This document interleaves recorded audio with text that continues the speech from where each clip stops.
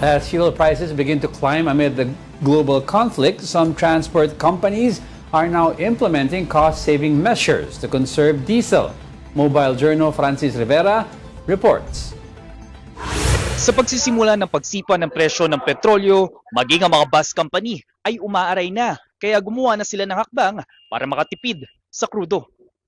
Victory Liner has announced a temporary suspension of its free departure privilege as part of fuel conservation measures amid the fuel crisis brought about by the war. The company said the measure could help them save nearly half a liter of diesel per trip as part of the response to the widespread increase in petroleum prices. According to the management of Victory Liner, whereas bus engines used to be started 15 minutes before departure, this has now been reduced to just 5 minutes before the bus leaves.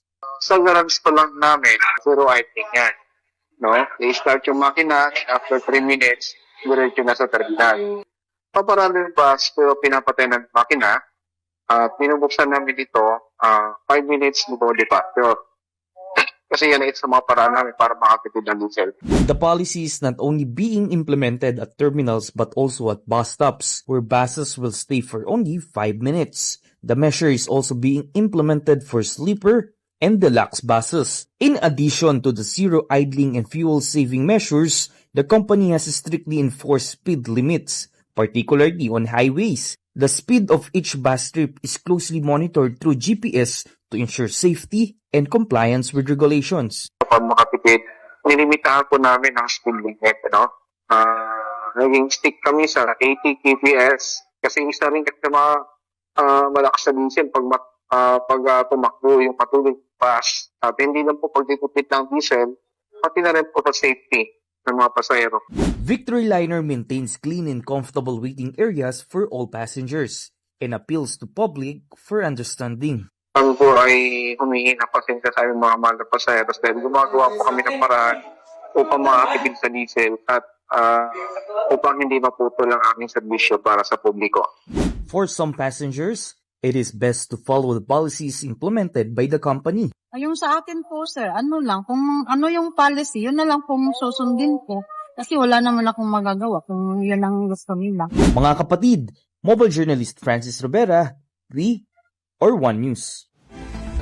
Well, antayin na lang natin yung mangyayari nga dito because approved in the House of Representatives ay by Ways and Means Committee. Yes. 'Di ba yung hinihingi emergency power. Pero of course that is just the first stage if I'm not mistaken kasi may plenary debate pa yan, then bicameral Senado, etc. Senate version pa. Oo, 'di ba? Pero yun nga because they need to hurry dahil magkakaroon na ng break, mag-Holy Week na. And of course, ang mga mamamayan natin nag-aantay na ano bang dapat nilang gawin. Because apparently, pag wala yung excise tax, let's say for example, for diesel, 6 pesos yung matitipid natin. And ang sinasabi ng mga nagpo-forecast nga nitong mga nangyayari dito sa Middle East, baka daw umabot pa tayo ng $90 per barrel. Pero, 90 pesos, sorry, 90 pesos per liter. Pero tama si diesel. Michael Ricafort yesterday kasi nag-spike ng 119 ng day 1, pero nung day 2 yesterday, bumagsak ulit ng 85. That's why discretion ng President whether or not to suspend the... We'll see. Because nag-spike siya up and down eh. So,